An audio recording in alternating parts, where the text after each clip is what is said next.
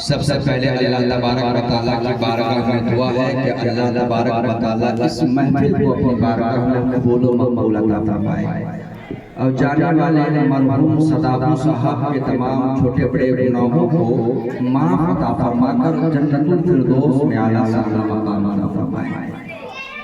अभी मैंने कुरान शरीफ की एक छोटी सी आयत करीमा की तिलावत करने का शरफ हासिल किया। रब तबारक व तआला कुरान मजीद में इरशाद फरमा रहा है व बिल वालिदैनि इहसाना, ऐ लोगों अपने माँ बाप के साथ हुस्न सुलूक करो। ऐ लोगों अपने माँ बाप के साथ हुस्न सुलूक करो। अल्लाह इरशाद फरमा रहा है कि अगर मैं अपनी इबादत के बाद किसी को इबादत करने का हुक्म देता, किसी को दूसरे को सजदा करने का हुक्म देता, तो वो सबसे पहले जो है कि माँ बाप को सजदा करने का हुक्म देता। लेकिन अल्लाह तबारक व तआला ने ये ऐलान फरमा दिया, ऐ लोगों माँ बाप के साथ हुस्न सुलूक करो, माँ बाप के साथ हुस्न सुलूक करो। और आका ने एक हदीस में इरशाद फरमाया रिज़ल रब्बी व रिज़ल वालिदे व सख्तिर रब्बी व सख्तिल वालिदे। ऐ मेरे उम्मतियों, जिससे माँ बाप नाराज हो जाता है, जिस बेटे बेटियां से माँ बाप नाराज हो जाता है, उससे अल्लाह भी नाराज हो जाता है बेशक।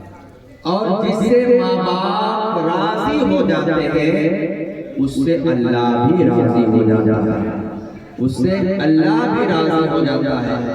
एक रिवायत के जरिए मैं आपको समझाता हूँ, छोटी सी रिवायतें हैं, कुछ देर आप समाप्त करने की कोशिश करें।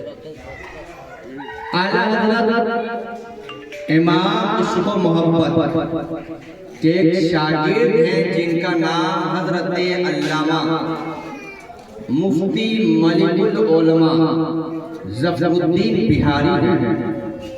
वो अपनी किताब फ़तवाए मलिकुल उलमा में एक हदीस शरीफ नक़ल करते हैं, एक हदीस शरीफ नक़ल करते हैं और उस हदीस में इरशाद फरमाते हैं कि एक बाप का वाहिद बेटा था जो अपने बाप से जिंदा में बेहद मोहब्बत करता था, जो अपने बाप से जिंदा में बेहद मोहब्बत करता था। अपने बाप के हर फेल को, हर बात को वो मानता। जैसे जैसे बाप कहता उस रास्ते पर उसका बेटा चलता था। बाप और बेटे के दरमियान बहुत ज्यादा मोहब्बत थी, लेकिन ये मोहब्बत कुछ दिन ही गुजरा था कि उस बेटे के बाप का इंतकाल हो जाता है। उस बेटे के बाप का इंतकाल हो जाता है। इंतकाल हो जाने के बाद जब लोग उसे गुस्ल देकर, कपड़ा पहनाकर, कफन पहनाकर जब उसे जो है कि कब्रिस्तान के तरफ ले गए, तो ले जाने के बाद लोगों ने उस बाप को, लोगों ने उस आदमी को मिट्टी देकर सारे लोग वापस अपने घर की तरफ आने लगे। लेकिन जो उसका वाहिद बेटा था वो अपने बाप के कब्र के पास बैठा रहा, अपने बाप के कब्र के पास बैठा रहा। यहाँ तक कि 1 घंटा नहीं, कई घंटे गुजर गए। गुजर जाने के बाद बेटा जब अपने बाप के कब्र के पास बैठा हुआ है, तो कुरान शरीफ की आयत की तिलावत कर रहा है। कुरान शरीफ की आयत की तिलावत कर रहा है और तिलावत करके रब की बारगाह में अपने हाथों को उठा दिया, कहने लगा मौला मैं दुनिया में अपने बाप से बेहद मोहब्बत करता था। मौला मैं दुनिया में अपने माँ बाप से बेहद मोहब्बत करता था। मौला दुनिया में मैं अपने बाप के हर बात को मानता था, लेकिन ऐ मौला आज मेरा बाप मेरे साथ दुनिया में नहीं है, मुझे छोड़कर चला गया है। ऐ मौला, अपने हबीब के सत्ते में मेरे बाप के तमाम छोटे बड़े गुनाहों को माफ फरमा दे। बेटा हाथों को उठाकर रब की बारगाह में दुआ कर रहा है, रब की बारगाह में दुआ कर रहा है, रब की बारगाह में दुआ कर रहा है। दुआ करते करते जो है कि बेटे के आंखों से आंसू निकल गए। जब उसी कब्रिस्तान से गुजरने वाले लोगों ने देखा कि इस बेटे के बाप का जो है कि मिट्टी देकर वापस लोग आ गए हैं, 4 घंटा का फासला गुजर गया है, लेकिन ये बेटा जो है कि अपने बाप की कब्र के पास बैठा हुआ है, क्या कर रहा है? लोगों ने पूछा, ऐ भला लड़के, तुम्हारे बाप अब दुनिया में नहीं है, तुम बाप के कब्र के पास बैठकर क्या कर रहे हो? बेटे का जवाब सुनो नौजवानों, बेटे का जवाब सुनो मुस्तफा जान रहमत के मानने वाले लोगों, मुस्तफा जान रहमत से मोहब्बत करने वाले लोगों। बेटे ने जवाब दिया, अरे बाप चला गया तो क्या हुआ, लेकिन मोहब्बत अभी भी बाकी है, मोहब्बत अभी भी बाकी है, मोहब्बत अभी भी बाकी है। जब लोगों ने सुना तो कहने पर मजबूर हो गया कि वाकई जो बेटा दुनिया में किस तरह बाप से मोहब्बत करता था, मरने के बाद भी बेटा उतना ही मोहब्बत करता था। मरने के बाद बेटा उतना ही मोहब्बत करता हुआ नजर आ रहा है।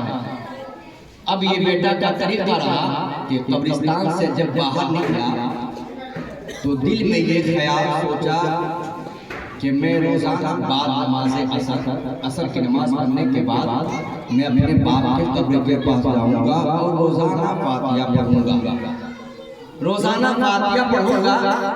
बेटे ने ये तरीका बना लिया, मामूल बना लिया, और रोजाना असर की नमाज पढ़ के फौरन अपने बाप के कब्र के पास चला जाता। 1 महीना का जमाना गुजरा, 2 महीना का जमाना गुजरा, 3 महीना का जमाना गुजर गया। लेकिन 3 महीना का जमाना गुजरने के बाद अब बेटे के दिल में एक ख्याल बद आया, बुरा ख्याल आया।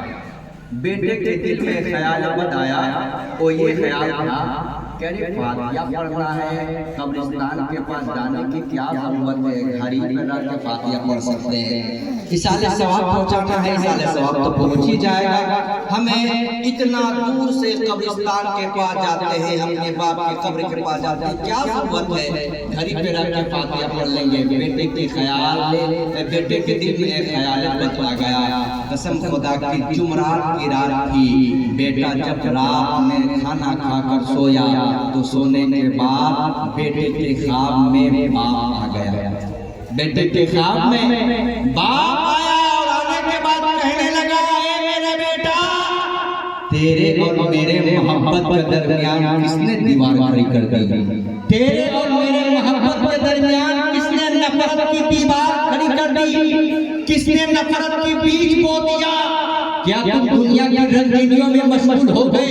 क्या तुम दुनिया की रंगीनियों में अपनी जिंदगी गुजारने लगे? आजकल तुम मेरी कब्र के पास नहीं आ रहे हो, क्या कहना चाहते हो? तुम मुझे फातिहा नहीं पढ़ रहे हो, तुम मेरी कब्र के पास क्यों नहीं आते हो? बेटा जो है कि ख्वाब ही में पूछ दिया, अब्बा आप तो तख्ते के नीचे हैं, अब्बा आप तो मिट्टी के नीचे हैं, अब्बा आप तो चादर के नीचे हैं, आपको कैसे मालूम होता है कि हम आपकी कब्र के पास आते हैं? आपको कैसे मालूम होता है कि हम आपकी कब्र के पास आते हैं? अरे बाप का जवाब सुनो दीवानों। बाप कहने लगा, बेटा, अरे जब तू मेरे कब्र के पास आने वाला होता है, कब्रिस्तान में जितने भी मुर्दे होते हैं, सारे मुर्दे जुमरात की रात मेरी कब्र में आते हैं और आने के बाद मुझे खुशखबरी पेश करते हैं, मुबारकबादी पेश करते हैं और कहते हैं, बड़ा काबिल तेरा बेटा है, बड़ा काबिल तेरा बेटा है, बड़ा काबिल तेरा बेटा है, बड़ा काबिल तेरा बेटा है कि तुम्हारी कब्र में तुम्हारे नाम पर फातिहा पढ़ने के लिए आता है। बहुत खुशनसीब तुम बाप हो कि तुमने अपने बेटे को सही तालीम दिया है। कसम खुदा की जब बेटे ने ख्वाब में बाप की ये बात को सुना तो कहने लगा, अब्बा हुजूर, आपका इंतकाल किए हुए कितना साल गुजर गया, लेकिन आप अभी आप मुझसे उतना ही मोहब्बत करते हैं जितना आप दुनिया में मुझसे मोहब्बत करते थे। आप जितना दुनिया में मुझसे मोहब्बत करते थे आप इतनी ही मोहब्बत करते हैं। तो पता क्या चला है लोगों, अरे बाप चला जाए, माँ चला जाए, लेकिन माँ और बाप का ऐसा रिश्ता है कि कसम खुदा की जब दुनिया में रहता है तब तक अपनी औलादों से मोहब्बत करता है, जब दुनिया से चला जाता है तब भी अपने औलादों से उतना ही मोहब्बत करता है जितनी दुनिया में मोहब्बत करता था। लेकिन औलादों का हाल पूछा जाए तो आज ऐसी हालात हो गई है कि बाप का 4 दिन भी नहीं गुजरा, बाप का 10वां भी नहीं गुजरा, बेटा भूल गया कि मेरा कोई बाप भी था, मेरी कोई माँ भी थी। ऐसा नहीं है अजीज, अल्लाह ने इरशाद फरमाया, ऐ लोगों माँ और बाप के साथ हुस्ने सलूक करो। और अल्लाह के नबी ने इरशाद फरमाया, माँ के कदमों के नीचे जन्नत है, माँ के कदमों के नीचे जन्नत है। और इस जन्नत को पाने के लिए माँ का एहतराम करना होगा, इस जन्नत को पाने के लिए माँ की इज्जत करनी होगी। और एक हदीस में आका इरशाद फरमाते हैं कि अगर कोई बेटा अपने माँ बाप को मोहब्बत की निगाह से एक मर्तबा देखता है, कसम खुदा की अल्लाह उसे एक हज मकबूल का सवाब अता फरमाता है। अल्लाह उसे एक हज मकबूल का सवाब अता फरमाता है। तो माँ और बाप दुनिया की सबसे अजीम दौलतों में से एक दौलत है। माँ और बाप दुनिया की सबसे अजीम दौलतों में से एक दौलत है। अभी आपने शायरे हिंदुस्तान से सुना था ना कि दुनिया के लोग, आपके सारे लोग खिलाफ हो जाएं, सारे लोग आपके लिए बददुआ करें, लेकिन एक अंधेरी कोठरी में बैठकर माँ अगर आंचल उठाकर तेरे हक में दुआ करेगा तो कसम खुदा की पूरी दुनिया की बददुआ जो है कि एक तरफ हो जाएगी और तुम्हारी माँ की एक दुआ रब की बारगाह में कबूल होती भी नहीं, रब की बारगाह में कबूल होते हुए नजर आएगी। इसलिए जिसके माँ बाप जिंदा हैं उस बेटे को चाहिए कि अपने माँ बाप का एहतराम करें, माँ बाप की इज्जत करें। और जब आप माँ बाप का एहतराम कर लेंगे तो कसम खुदा की आपकी जिंदगी भी संवरती हुई नजर आएगी, आपकी आखिरत भी संवरती हुई नजर आएगी।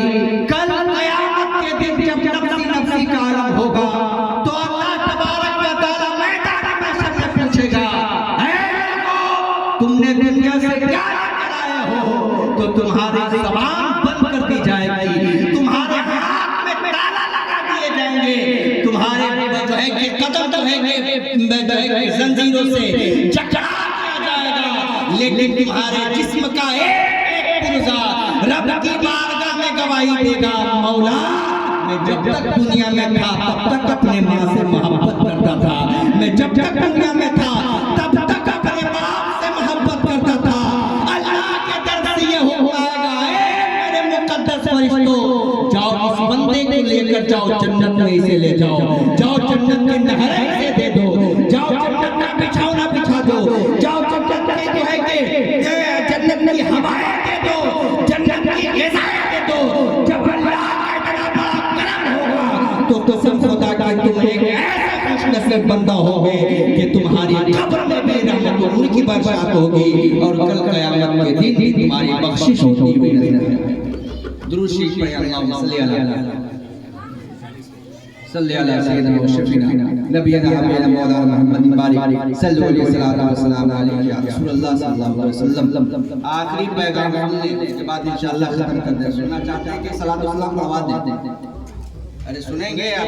हां चलिए मोहम्मद भाई आखिरी में आए हैं, सुनना चाहते हैं। दुरूद शरीफ पढ़िए, अल्लाहुम्मा सल्ली अला सय्यिदना व शफीना नबियना हबीबना मौलाना मुहम्मद बारिक सल्लल्लाहु अलैहि व सल्लम या रसूलुल्लाह सल्लल्लाहु अलैहि वसल्लम। बस 2 मिनट और सुन लें। हज़रत गौसे आज़म रज़ियल्लाहु ताला अन्हु की माँ से किसी ने पूछा, ऐ गौसे आज़म की माँ, जब गौसे आज़म बचपन में थे तो कभी आपको गौसे आज़म ने परेशान किया?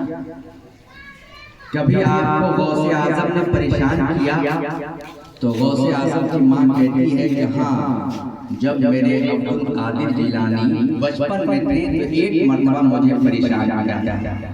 लोगों ने पूछ दिया कि गौसे आजम की माँ, आप वो वाकया बताइए कि कब आपको गौसे आजम ने बचपन में परेशान किया था। तो गौसे आजम की माँ कहती है कि एक ऐसी रात आई जिस रात में तारीकी रात थी और रात का तीसरा पहर गुजर गया था। रात का तीसरा पहर गुजर गया था और मैं अपने बेटे अब्दुल कादिर को अपने सीने पे लेकर बिस्तर पे लेटी हुई थी, चारपाई पे लेटी हुई थी। तो मैं क्या देखती हूँ कि जब मेरी नींद लगी, ये कौन कह रहे हैं? गौसे आजम की माँ कह रही है। गौसे आजम की माँ कहती है कि जब मुझे नींद लगी तो नींद लगने के बाद जब रात का तीसरा पहर गुजर गया तो अचानक मेरी नींद खुली। अचानक मेरी नींद खुली। नींद खुलने के बाद मैं क्या देखता हूँ कि मेरा बेटा अब्दुल कादिर मेरे सीने पे मौजूद नहीं है। मेरा बेटा अब्दुल कादिर मेरे सीने पे मौजूद नहीं है। गौसे आजम की माँ कहती है कि मैं घबरा गई, मैं ताज्जुब में पड़ गई, मैं हैरत ज़दा हो गई और कहने लगी कि मेरा बेटा कहाँ चला गया रात की तारीकियों में। रात की तारीकियों में ना कहीं से कोई रोशनी का इंतजाम है। गौसे आजम की माँ कहती है कि मैं घबरा गई। घबराने के बाद मैं उसी रात की तारीकियों में अपने बेटे को तलाशने के लिए अपने कदम को जमीन पे रखा। चारपाई से उतार कर अपने कदम को जमीन पे रखी थी। रखने के बाद मुझे ऐसा मालूम हुआ कि किसी बच्चा का जो है कि चेहरा मेरा तलवा से लग रहा है। किसी बच्चा का चेहरा मेरे तलवा से लग रहा है और ऐसा मालूम हो रहा है कि कोई बच्चा मेरे तलवा को चूम रहा है, कोई बच्चा मेरे तलवे पे चूम रहा है। ये कौन कह रही है? गौसे आजम की माँ कह रही है। कसम खुदा की, जब गौसे आजम की माँ अपने दोनों हाथों को जमीन के तरफ रखती है तो क्या देखती है कि कोई और नहीं बल्कि वही छोटा बच्चा जिसका नाम अब्दुल कादिर था, जो बगदाद का शहंशाह रहा, जो बगदाद का जो है कि शहंशाह रहा, जो तमाम मौलियों में सबसे बड़ा दर्जा अगर किसी को मिला तो वही बच्चा गौसे आजम को मिला। गौसे आजम कहते हैं कि जब मैं बचपन में था तो जैसे ही मेरी माँ ने अपने बिस्तरे इस तरह से अपने कदम को जमीन पे रखा मुझे तलाशने के लिए, तो मैं अपने जो है कि माँ के कदम को अपने ज़बान के पास रखा और रखने के बाद दुनिया के लोगों को कहना शुरू कर दिया, ऐ दुनिया के लोगों, गौसे आजम से मोहब्बत करने वालों सुनो, गौसे आजम से इश्क रखने वाले लोगों सुनो, गौसे आजम के मुरीदों सुनो।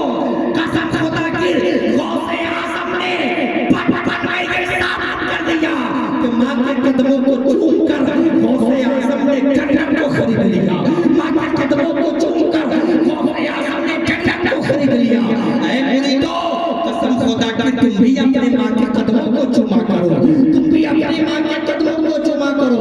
इसलिए अल्लाह के नबी ने इरशाद फरमा दिया, सजदा रब्बी व सल्लल वाली थे, रेज़ा रब्बी व सल्लल वाली थे। अरे जिससे माँ बाप राजी हो जाते हैं उससे रब राजी हो जाता है, और जिससे माँ बाप नाराज हो जाते हैं उससे रब भी नाराज हो जाया, उससे रब भी नाराज हो जाया करता है। इसलिए मेरे अजीज, अपने जिंदगी में जिसका माँ बाप जिंदा है अपने माँ बाप का एहतराम कीजिए, और जिसका माँ बाप इस दुनिया को छोड़कर चले गए हैं उसके लिए आप मिसाले सवाब हमेशा करते रहिए। ये मोहब्बत का सिलसिला क़यामत तक बाकी रहेगी। मोहब्बत का सिलसिला ये क़यामत तक बाकी रहेगी। आज हम आप सोचते हैं कि मरने के वाले चले गए, अब मोहब्बत खत्म हो गई, रिश्ता टूट गया। ऐसा नहीं है। रिश्ता जब तक क़यामत नहीं कायम होगी, माँ और बेटे का रिश्ता बरकरार रहता है, भाई भाई का रिश्ता बरकरार रहता है। इन्हीं चंद कलिमात